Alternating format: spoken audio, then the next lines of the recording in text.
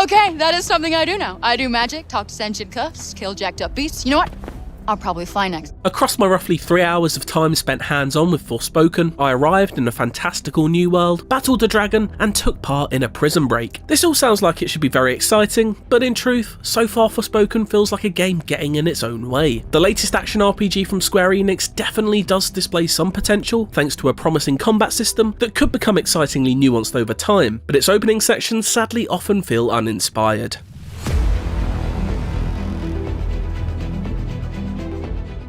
I was able to play through chapters 2, 3 and 5, which allowed me to gain a pretty good grasp of Forspoken's rhythm. The open world of Athia is littered with things to do, including side missions, dungeons and battles aplenty. Its variety of activities is not going to come as too much of a shock to those who have played a game in the genre. Encouragingly, some of those fights can be a real challenge, and I definitely encountered some fascinating foes that I was simply far too underleveled to take on despite my best efforts. Regardless of my defeat at the hands of more daunting foes, combat is where Forspoken is at its most engaging. Its quick nature and the way it always keeps you on your toes as you juggle its many magical abilities harbours genuine tactical promise. There are over 100 spells to wield in Forspoken, many of which appear genuinely exciting in gameplay trailers, but you're limited to an unexceptional select few in those first chapters. This can lead to early stretches feeling a bit one-note as you hold the trigger to fire chunks of rocks at enemies while occasionally dodging an attack. Once new unlocks start presenting themselves, however, it all becomes a whole bunch more interesting. I had fun mixing these standard spells with much more interesting support skills, such as conjuring roots from the ground to tie down enemies, and summoning a little plant turret friend to help out in sticky situations. All of these abilities belong to the Earth-based magic skill tree, one of 4 different elemental types you'll acquire over the course of the adventure. I do fear that being restricted to these fairly basic abilities for so much of the start of Forspoken isn't the best way to introduce its combat systems. While I've so far been unable to use them, I've seen glimpses of extensive skill trees, filled with bigger and better abilities that tease evolving and exciting gameplay. It's a battle system that does show genuine promise, and it left me with reasons to be excited about the possibilities of juggling different magic types and the effects combining spells can have on enemies. I'm holding out hope that it develops substantially and with greater speed, because in truth, there was sadly little else about Forspoken that held my attention. Junoon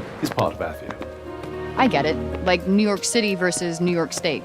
Exactly.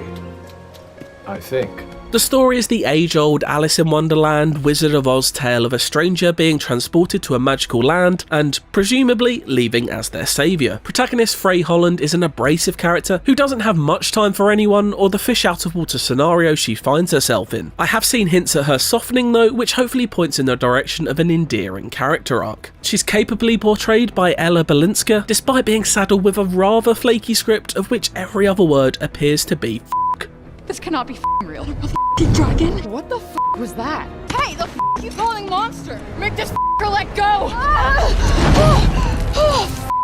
Seriously, I must have heard it over 100 times in my few hours, and whilst I'm no prude, it doesn't lend itself to creating a subtle or nuanced protagonist. You say another word. More painful were the conversations between Frey and her anthropomorphic bracelet companion, Cuff. While walking around with a charming Paul Bettany sound-alike on your wrist could easily be a pleasant experience, in Forspoken it comes across as less Jarvis and more jarring. Can we just not talk?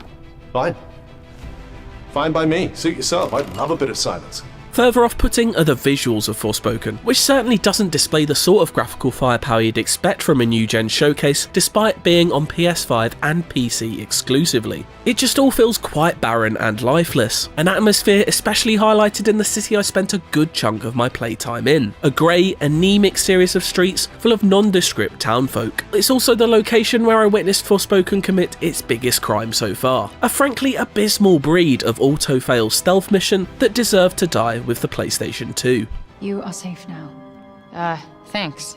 Once I made it through that particular nadir, however, Forspoken did continue to show more promise. Chapter 5 takes place in a wholly more interesting area of Athia, a red fiery land painted using similar brushstrokes to Elden Ring's Caelid. A vertically varied landscape with danger hiding at every layer, it's a place where my combat skills were fully tested alongside my magical parkour abilities. When it all clicks, darting across chasms and flipping over enemies can be a real delight. But for a game that places so much emphasis on these slick movement options, it can be frustratingly unreadable at times. Like so much of Forspoken, it feels like real fun is there to be had when it hits its stride. but it just trips itself up far too often in these early chapters. The final part of my hands-on was a big boss battle, which was easily among the highlights of my playthrough. Consisting of 2 difficult but varied phases, it constantly made me think on my feet and juggle all of my cooldowns and spells that I'd learned up until that point. The first section was an exciting fight against one powerful enemy and a group of soldiers that displayed genuinely smart battle design. I focused most of my firepower on the boss, saving my super useful tendril attack for the weaker enemies, which whipped vines around in a large area of effect and restored my health with every connection it made. This sort of clever encounter left me encouraged that Forspoken could throw up some inspired boss designs further down the road that will combine spectacle with challenge. While phase 2 of the fight did display some of that spectacle, I found it far less entertaining, and even bordering on annoying, as I was channeled into a narrow arena and asked to repeatedly avoid some pretty unreadable attacks. It also fell foul of one of Forspoken's visual calling cards, where the world's colour is drenched by a blue filter. It's meant as a representation for the Break, the evil force that plagues this fantasy world, but just doesn't look very nice, and removes any sort of distinct identity away from a certain area. It also means you're missing out on some of the impressive creature designs. A massive dragon I met early on more often than not appeared to me as a giant winged silhouette. That's not a good thing, is it? Probably not. I'm fairly convinced that there definitely is enjoyment to be found in Forspoken, but its early chapters don't seem like the place to consistently find it. The magical combat promises to develop and become more and more interesting over time, but whether that will be enough to overcome an uninspired script and the world it aims to bring alive remains to be seen. When we have so many open world action RPGs at our fingertips these days, Forspoken really needs to set itself apart. Despite leaving a less than impressive first impression, I am hopeful, if not confident, that it can. For more on Forspoken, check out this gameplay or the latest trailer.